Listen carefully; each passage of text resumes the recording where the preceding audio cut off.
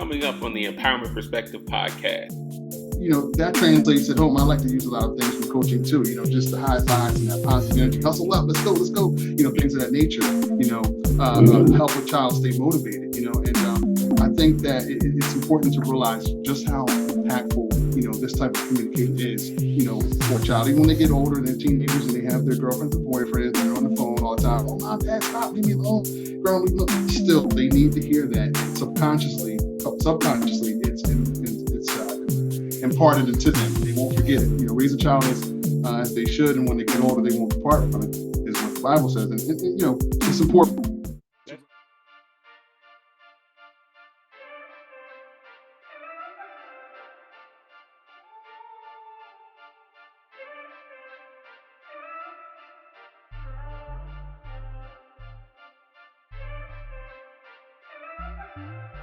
Hold on. All right, welcome to yet another episode of the Empowerment Perspective podcast. I go by the name of Dr. Damiso A, Josey, and I got a special guest on today.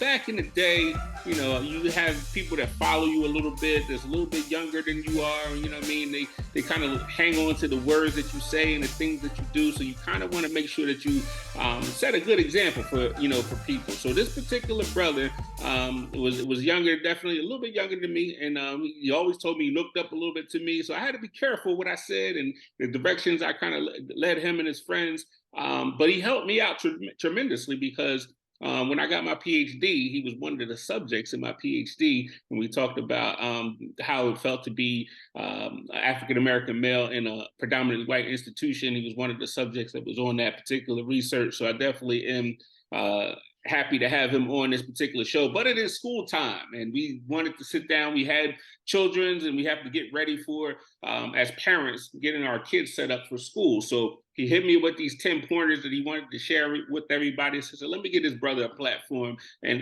let him speak his piece about how to get the kids ready for school, because it is important for you parents out there. And so I would like to introduce to everybody to Johnnie Whiteside. Welcome to the show, sir. Hey, how's everybody doing out there? Listen, this is a pleasure, to say the least, to be a part of the Empowerment Perspective. Dr. J, Mies, has been a positive influence to not only myself, but my peers and those that went to high school with this brother. He's a phenomenal brother, just a wonderful person inside and out, and a wonderful example, very accomplished brother. And I just glad to call Damiso one of my closest friends. And I'm just looking forward to this opportunity to share some of the concepts and ideas that I've been able to establish through experience, and also through research, and through my college education, as well as, personal experience. A little bit about me real quick. Yes, like Miso said, he and I went to high school together. I met Mies when I believe like 7th, 8th grade. He's always been a leader, an exceptional athlete, as everyone knows about his resume. But, coming up through the years in school, I was able to meet Damiso, and he mentored me in terms of college and just being a good person, a good community member, and just being a good person was something that he instilled in a lot of us. And I'm glad to say that he and I are still friends to this day, considering him a big bro. Like I said, a lot of memories and laughs of school and outside of school, and just like I said, just growing up. It's been a pleasure to be friends with me. Though you definitely had a lot of laughs, for sure. They still continue to this day. Yes, absolutely. So before we get into these 10 points, because we're going to dive right in, I want to know, why is this important to you? Excuse me. Yes. So basically, to everyone listening, it's something that is near and dear to my heart. A little real quick. I am an educator. I've been a full-time sub. I've been a one-to-one aide. I've been a coach. I'm currently a case manager. I've been a behavioral care tech. I've been a behavioral care specialist, a residential counselor. So counseling and mentoring and education has been something that I've been the fields I've been working in the last 10 or 12 years. I'm also a public speaker, music producer, a musician. So I have a lot of skills, and all of these skills have allowed me to develop insight. So in particular, when it comes to students, I've had, there again, a lot of one-to-one experience, a lot of teaching experience, 5 years total in Glassboro School District, Gloucester Township Schools here in Jersey. So again, I developed these concepts, okay, based on my personal experience and also being a parent myself. I have my oldest is in college, my youngest is entering third grade, and my oldest is going into her sophomore year. And as a parent, I've been able to use my personal experience and insight to develop concepts that I'm hoping everyone can learn from and attest to. And like I said, this is from research. And I think I have some really, really important imperative information here that you all can enjoy. So I can get right into it. Dr. J, if you're ready. Yeah, let's dive into it. I'm So, going to walk you through this a little bit. So school was started for some of our listeners out there already, but some of them are getting ready to gear up and go into their children to go into the classroom. So let's start with before your child actually gets to school. What are some of the things that as a parent you should be setting up for them before they even get to that school bus that first day? yes, yes. Well, I'm going to take it by the order I had written. So to answer your question, Mies, the number one thing that comes into play when we talk about getting ready for school is definitely school clothes and supplies. We need to make sure that our kids, our students, our children, whether young or old, kindergarten to senior year or even in college, that they're properly equipped to complete work, especially at home. They have, supplies at home. They might not have the same amount as they do in school, but this goes for markers, calculators, etc. These supplies instill confidence and they avoid distractions when they're looking around. The teacher says, okay, take out your, calculators or take out your pens or your number two pencil, not number one pencils or three, number two. So take out the number two pencils, and they're distracted and it develops frustration if they don't have what they need. So that's important. Also, sending our kids to school, a lot of kids, most kids that I know even, and it's uncommon for all kids to go to a private school. Okay, so I'll say that more commonly, kids go to public school. Therefore, they don't have uniforms. So basically, it's essential that our children are provided clean clothes, whatever style some kids prefer. The ripped jeans and the tight jeans and that type of thing. As long as they're clean clothes, presentable, and that they're following the school rules and guidelines. This increases their self-esteem. This provides positive self-image and it helps them to cope with, the changes of everyday adolescence as they're attending school. It could even prevent the susceptibility of, being bullied for whatever reason. Some kids, go to school and sometimes they're running into different issues, but we want to be mindful that that's important. So that's before they get on the bus. Another thing is before even school, if I can go to number three, nutrition and exercise. Breakfast is the most important meal of the day. We've been hearing that since the beginning of going to school, first day of kindergarten. But it is very important. As they're able to focus. It's studies show. That kids can focus better with something in the tank. Even if it's Nutrigrain bar or banana, something to help them to focus is very important. And then having a routine is extremely important. Okay, as far as the time they're going to bed and the time that they're getting up, it's important, I think, to establish an exact time. I mean, if you say, look, 9 o'clock, your child's in bed, they're up at 6:30. That routine helps and to have an established routine. Mm-hmm. And so if you'd like, I can go into the other points, me. So I want to touch on a couple of things that you said earlier. When you talked about the school clothes, it threw me back to the time. My mother was a school teacher, so she didn't work during the summertime. So if you know anything about here, we both share that. Yes, yeah. As a school teacher, you get paid on the 15th and the 30th, right? So I had to wait until school started already. I had to wait till that first check on the 15th before we could go school shopping because my mother couldn't afford it. But it was good. It was a good thing because all these kids would come to school in their fresh gear and it would only last for a couple of days. And here I come on the 15th with my new fresh gear and it looked like I actually had some, had a little something. So, the parents out there, don't be discouraged. I mean, like you said, have the clean clothes and things of that nature, but do what you can when you can do it. At the end of the day, the other piece of it was the nutrition and the routine. I'll touch on the routine piece, which is huge. Even us as an adults need to have routines. I have a routine in the morning, where I get up, have my little coffee, have my little 20 minutes to myself. I read the Bible before, I start my day and all those things. So I have my own set routines, and it's important for us to impart that on the children. See, the thing too is, for those that are listening, is that your kids are going to model what you do. You know what I mean? So if you have a routine, it's easier for your kids to have some sort of a routine. So definitely having that routine is important. And I learned that from my grandmother. I used to always, she used to always tell me, get my stuff ready the day before.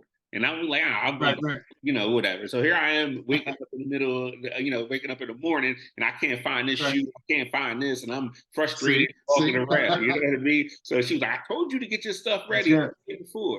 So to this day, I try my best to get my stuff ready before. Like my lunch is already packed for tomorrow. I got, my breakfast already packed.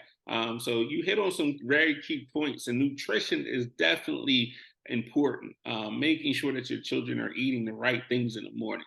Now, again, do what you can afford to do. But at the end of the day, to me, I think, fruits in the morning, something that, that's going to hydrate you.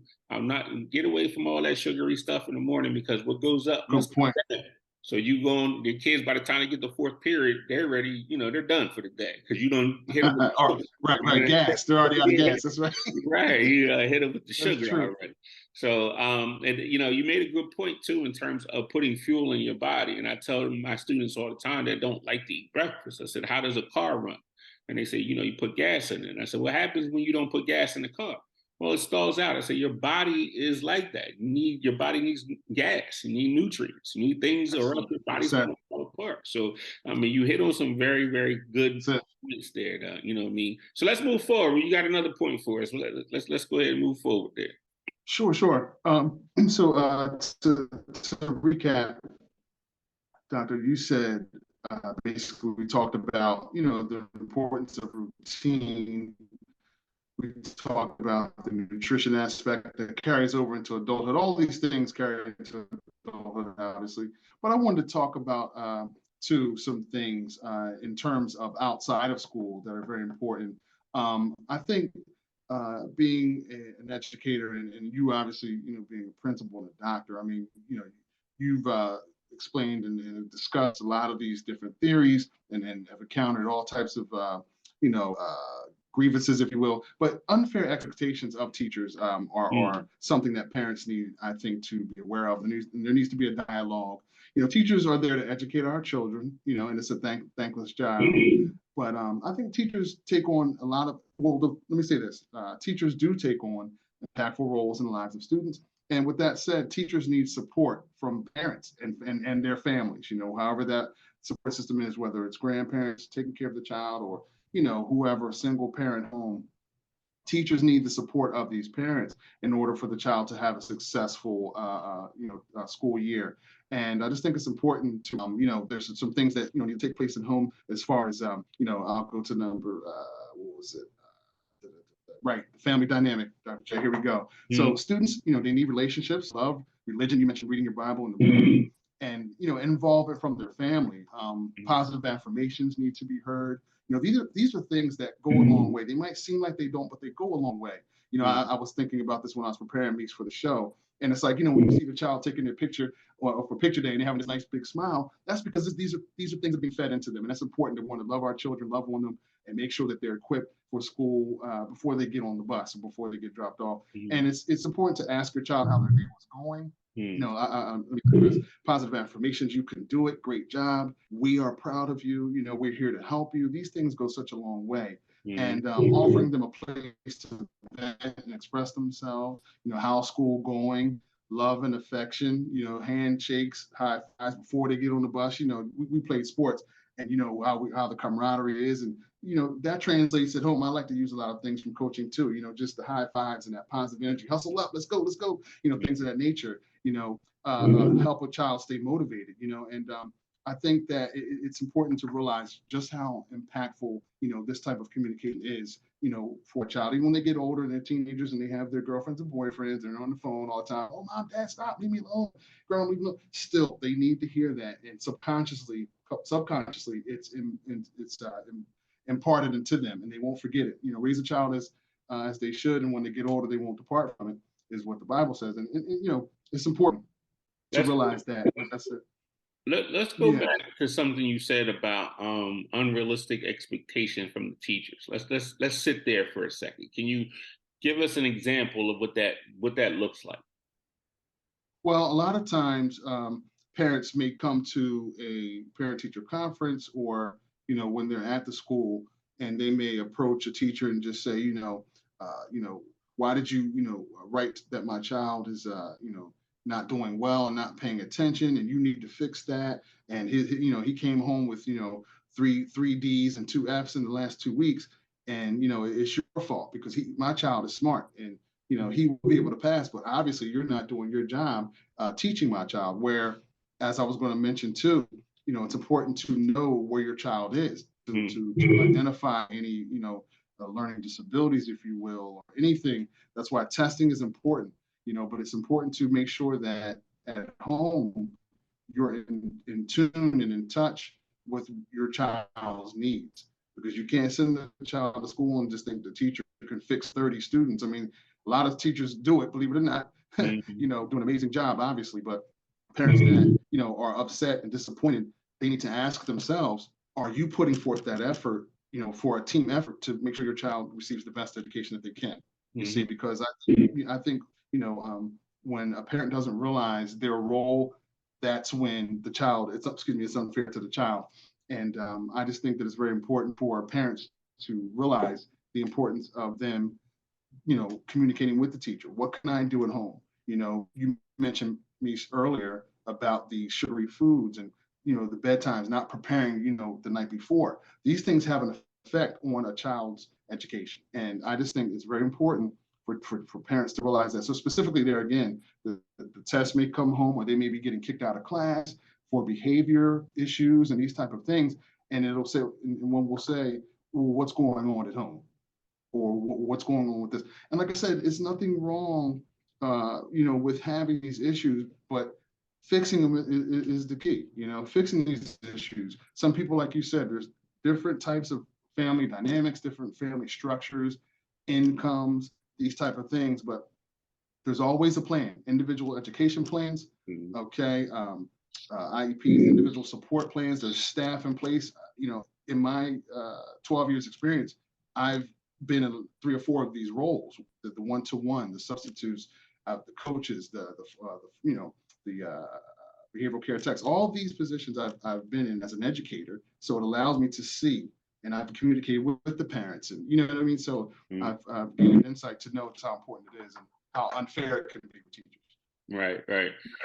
You touched on something else too. Let me think about it for a second, because we talked about unrealistic expectations of the parents, or of the teachers. And I think COVID kind of shed a whole bunch of light on that. And this is a whole nother podcast I think we could get to in regards to that.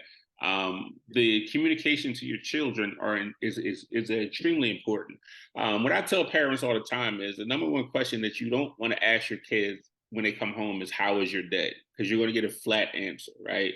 So I tell them that what you need to do is tell them, how did you feel today? Because a lot of kids, they understand feelings. They know that they were sad during math class, angry during math class. They can identify these emotions more so than you asking them, well, how was your day today? Like if I ask you, how was your day today? You're going to be like, it was fine. Most people like, how you doing? Fine, right? But if I ask you how you feeling, right, the conversation is completely different, right? You know what I mean? You can identify that. Allows you to put some thought. Now you got to put some thought into it. Put some thought into it, right? So that's true. So when Okay, you let me ask, sit down. Let me take the strap off the book bag. Like, wait a minute. Let me sit down. How much time you got? yeah, I got you. Yeah, and the positive affirmations is always a great thing. And I tell parents all the time is, don't focus so much on the end result, right? Focus on the process and the effort within that process. And I tell my kids all the time, as long as you're giving me 100% of what you got, or if that day you only got 90%, whatever you give me, the most that you can give me, that's what I'm focused on. The results are going to take care of itself, right? You know what I mean? Whether you're A student, B student, C student, if you did the best that you possibly can do that day, that's what I'm worried about the most. Because a lot of these people, a lot of these kids will quit and not do things, and not because they're not capable, because their effort is just not there, right? So I always try to focus on the positive affirmations in terms of the work that you're putting in, and not necessarily the end result. And my kids, I was blessed enough, my kids were straight A students for a long time, and I said that B is coming. It's coming. The harder these classes are, that B is going to come. But did you give the best that you possibly can? And once they realized that I wasn't worried about straight A's, you know what? I'm going to do the best I can. If I get a B, I get a B. And I just saw them kind of like, all right, I can just... sigh of relief. The pressure was off. Yeah. So, and what was the saying we heard growing up? You shoot for the stars, you'll hit the moon, you know? And that's really what it is even in life. And I realized that, you know what I mean? The more effort you put in, the higher goal you achieve, you're going to hit somewhere near there, and I think that's important. I like that. Absolutely. And if I can put I'm going to put a point, I don't know what number we're on, 4B here, right? So having a plan going into the school year for your children is important, right? So setting some sort of a bar and standard for them, whether it could be based upon grades, it could be based upon their attendance, based upon, their effort, whatever that, that thing is that you feel like they need to work on. All right, so you're only allowed to miss 5 days of school, right? Maybe that's it. Maybe you're a chronic absentee person. Right. Going with the plan through the school year, right? Just like every fiscal year, you should go into a plan with your finances, right? Every, health-wise, at the beginning of the school year, you try to set these plans. Going your school year with your children with the plan and let them know what that plan is so that you can reach those goals. Let's move on. Wow, that's excellent. Okay, yeah. So the segue off of that, the goal setting is very important. Talk to me about the family dynamic before getting on the bus. We talked about the school supplies. And I hate to cut you off. I hate to cut you off. Let's go to the family dynamics, because this is really, really important. And I'll shed a little bit of information about myself right here, is that, co-parenting is definitely an art form that you need to master, and you need to master it for the sake of your children. I want to touch on that. Absolutely. Yes. Right, we're going to dive into that real quick, because you need to be on. Can I read this real quick? And this is going right on to what you said. I have something here, and you said 4B, so it's pretty much right there, 4 and 4C. Co-parenting, the mutual respect between the parents, especially in front of children, okay, is important. The consistent routine, the mom and dad love you. They're on the same page, not, well, mom loves me, but I don't know about dad, or dad doesn't, one's proud, one's not. The mom and dad loving them is so important. And, like I said about the school pictures, it makes a child feel secure. And mentally they feel secure, emotionally they feel secure, because and I tell my kids, especially my youngest, everything is all right. Always want to tell them everything is all right. Mom and dad love you, and that's hearing that, planting that seed, or grandmom loves you, or mom, however the family dynamic is. So I think that co-parenting, specifically not grandparents, but co-parenting between mom and dad, I think establishing that, because you have to remember, a lot of kids.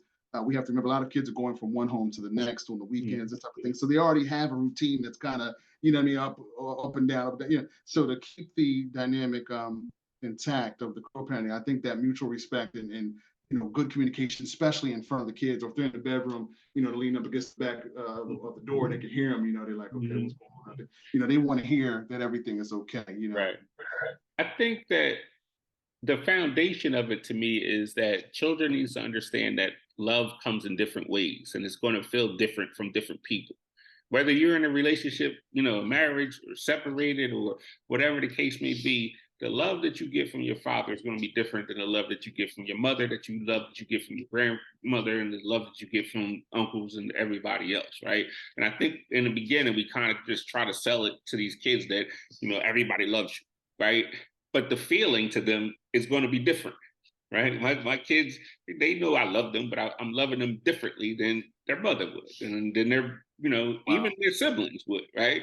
So having, I think the foundation of that, whether you're co-parenting or in the marriage, is that the love is going to come and display itself differently, right? So then if you get to a point where you are co-parenting, they'll be able to understand that, I think it's a lesser opportunity for them to say, dad doesn't love me as much as mom loves me, or whatever. they understand that the love is different. You know what I'm Yes. saying? Love Right? language, right? Yes, yes. Yes, Right. for sure, big bro. That's wow. That's really good. And I think too, me, if I could segue right into 6 and 7, getting close to the end of the points here, not to Mm-hmm. be too long in front of you, everyone. But check it, me, right? So basically, talking about loving children differently, I think it's a good segue is knowing a child's individual and unique self-worth in terms of their talents and their skills and their interests. You know, you have one child who's one way, another child's another. I know you have two twin older brothers. I have an older and a younger. So it's like we're all unique individuals, right, Doctor? And I think it's important that parents, are in tune, and able to recognize the uniqueness of each of their children, and that'll help them to develop themselves, educationally, and also to develop their career when they, leave school, whether they're going to the army. I always tell people that I run into, those who are in the service, my hat goes off to them. I mean, it takes a special kind of person to serve in the military. It takes a special type of person to be a culinary arts person, and an electrician, a musician, a teacher, whatever you are, a professional athlete. So recognizing those talents, I think, is important to me too. And then there again, number 7, proper guidance. Once you recognize your child's gifts and talents, to steer them in the right direction so that they're getting everything they can out of school, and they're not saying, "Oh, I should have, while I was there, I should have took this course or that course," but instead, making sure that they're meeting with the guidance counselors, and they're, doing the research and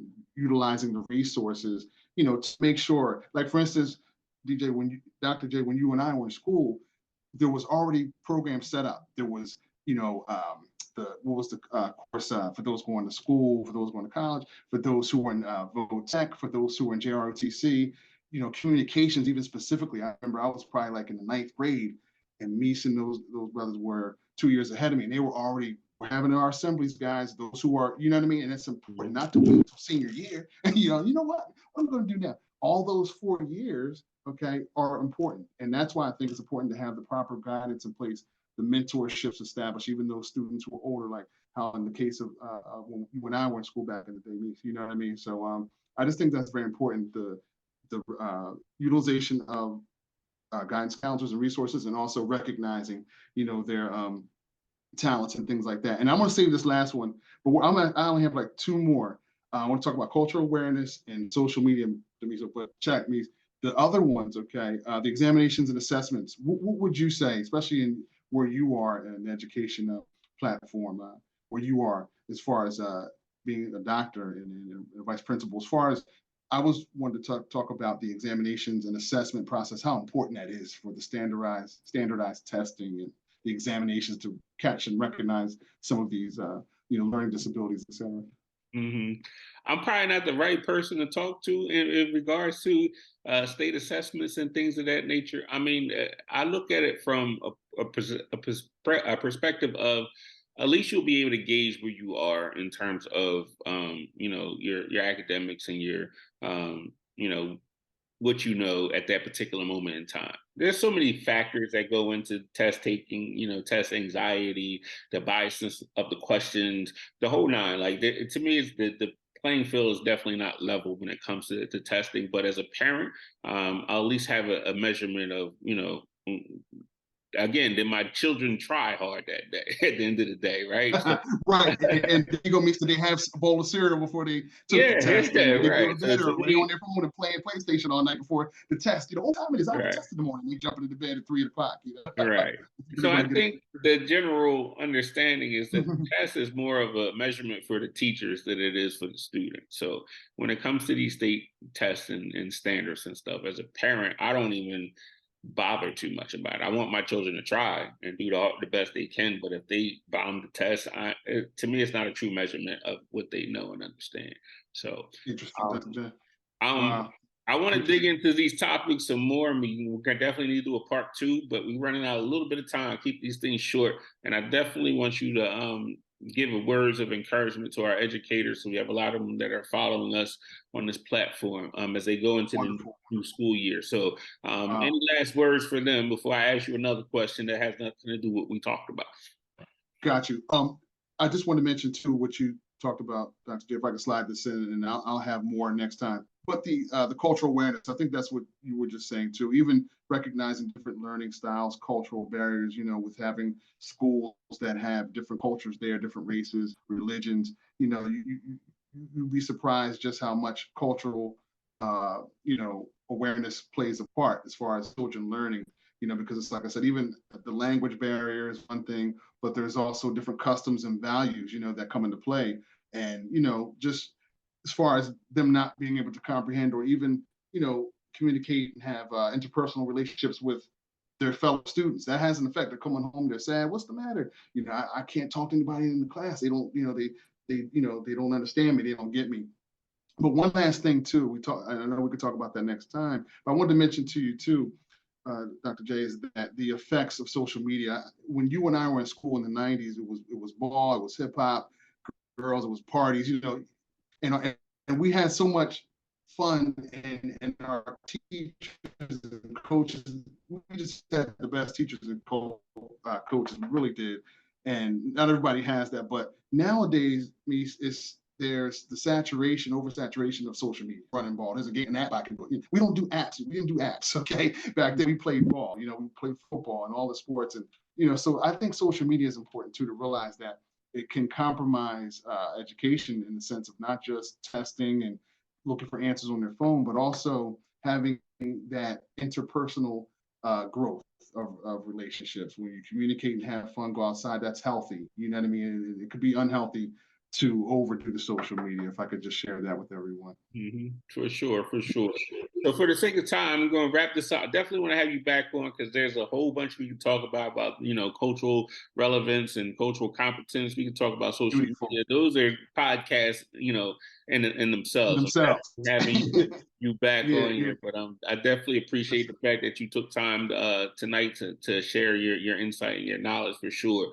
For our teachers out there, as the school year starts, I'm going in with the mentality of this is going to be a great year, and I'm going to focus on these children, and I'm going to focus on trying to save the lives of these children. We have 180 days to save the lives of these children, and I'm going to do my best to make sure that happens. And just try to set them and spark a fire, as my coach, Wayne King, the guy that's near my heart, hit me up on the text today. He was like, "You ready to be the gasoline that lights that fire?" And I said, "Yes, sir." So that's the mentality that I'm definitely going into. So for those, you can follow us on social media and things. We got some things coming up. We're definitely going to be doing another cancer fundraiser. I haven't decided whether it's going to be another 90s throwback hip hop party or R&B party or whatever the case may be, but we're definitely doing something around November, December for that. We always do the American Cancer Society bike ride from Atlantic City to Philadelphia. You're more than welcome to join us on that. Anybody that's following us. As always, I say, stay empowered.